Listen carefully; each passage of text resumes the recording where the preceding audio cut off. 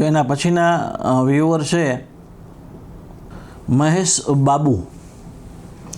એમનો પ્રશ્ન છે, 4 ભાઈ છે અને મોટા ભાઈના નામે જમીન ખાતેદાર છે અને બીજા ભાઈના જમીન ઉપર નામ ચડાવવા હોય તો ચડાવી શકાય સાહેબશ્રી. મહેશ બાબુભાઈનો પ્રશ્ન એવો છે કે 4 ભાઈઓ છે અને મોટા ભાઈના નામે જમીન છે, જમીન એ ખેડૂત ખાતેદાર છે, તો બીજા 3 ભાઈઓ છે એના નામ ચડાવી શકાય કે નહીં?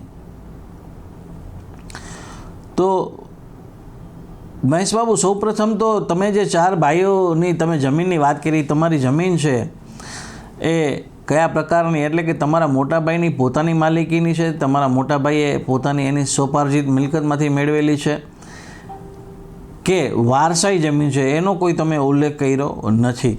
જો વારસાઈ જમીન હોય તો તમારા મોટા ભાઈની જેમ બીજા ભાઈઓના પણ એમાં નામ એડ કરી શકાય અને એ પછી ઓટોમેટિક ખેડૂત ખાતેદારની યાદીમાં આવી શકે. અને બીજું કે એ ખેતી કરતા હોવા જોઈએ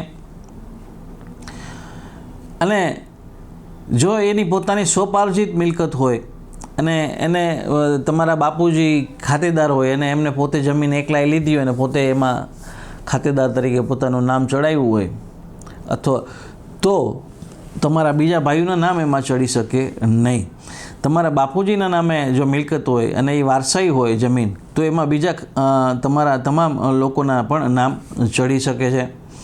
એટલે સૌપ્રથમ તો જે કાયદાકીય સ્થિતિ છે કે જમીન છે એ વારસાઈ મિલકત છે કે નથી, એ તમારે જોવું પડશે. બધાનો કાયદેસરનો વારસદારનો હક બને છે. નામ ચડાવવાની રીત છે એ કોમન હોય છે, મ્યુટેશન એન્ટ્રી, એટલે તમારે 7/12 એમાં નામ ચડાવો એટલે એને આંબુ બનાવીને એની એક હવે તો ઓનલાઈન અરજી થઈ શકે છે. એ ઓનલાઈન અરજીના આધારે બીજા ભાઈઓના નામ ચડી શકે છે. બીજું, જો મોટા ભાઈ સંમત હોય, એની પોતાની જમીન હોય છતાં એ સંમત હોય તમારા નામ ચડાવવા માટે થઈને, એને કોઈ વાંધો ન હોય તો પણ નામ ચડાવી શકાય છે. પરંતુ વારસાઈ મિલકતમાં જો કોઈ વાંધો ઉઠાવતો હોય નામ ચડાવવામાં, તો તમે એ બાબતે કોર્ટ કાર્યવાહી પણ કરી શકો છો અને રેવન્યુમાં પણ તમે ડિસ્પ્યુટ તમારી એન્ટ્રી છે એ મંજૂર કરવામાં આવે એ બાબતે કાર્યવાહી કરી શકો છો. એટલે મહત્ત્વની વાત એ છે કે તમારી જમીન છે એ કયા પ્રકારની છે એના આધારે આ તમારી નામ ચડશે કે નહીં એ બાબત નક્કી થઈ શકે. હું આશા રાખું છું કે મહેશ બાબુને એમને આ જવાબથી સંતોષ થયો હશે. મિત્રો, તમારા પણ કોઈ પણ પ્રકારના આવા પ્રશ્ન હોય તો બિના ઝીઝક કોઈ પણ જાતના હેઝિટેશન વગર તમે કોમેન્ટ બોક્સમાં તમારા પ્રશ્ન મૂકી શકો છો.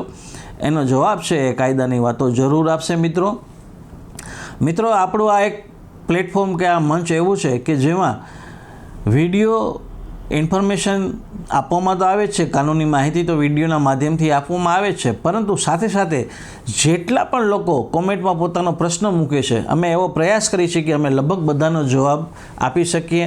તમામ વ્યુઅર્સના પ્રશ્નોનો અમે ગહનતાથી અભ્યાસ કરીએ છીએ, ગંભીરતાથી અભ્યાસ કરીએ છીએ અને એને આધારે એ પ્રશ્નને આધારે એના માટે થઈને કાયદામાં શું જોગવાઈઓ છે, એમને કયા પ્રકારની દાદ મળવાપાત્ર છે, શું રેમેડી એના માટે અવેલેબલ છે, એના માટે અમે ખૂબ સંશોધન અને મહેનત કરી અને આ બધા જવાબો છે આપવાનો પ્રયાસ કરી છીએ.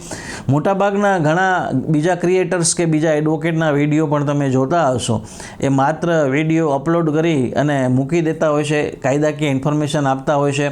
એ પણ પગલું ખૂબ જ સારું અને સરાહનીય છે. પણ મેં મોટાભાગે જોયું છે કે આવા વિડીયોના કોમેન્ટ બોક્સમાં જે વ્યુઅર્સની કોમેન્ટો હોય છે એના કોઈ જવાબો એ લોકો દ્વારા આપવામાં આવતા હોતા નથી. જ્યારે કાયદાની વાતોનું મંચ એવું છે કે એમાં દરેક વ્યુઅર્સની કોમેન્ટને પૂરતું પ્રાધાન્ય આપવામાં આવે છે, પૂરતું મહત્ત્વ આપવામાં આવે છે અને તમામ વ્યુઅર્સને એના પ્રશ્નોના જવાબ પણ આપવામાં આવે છે.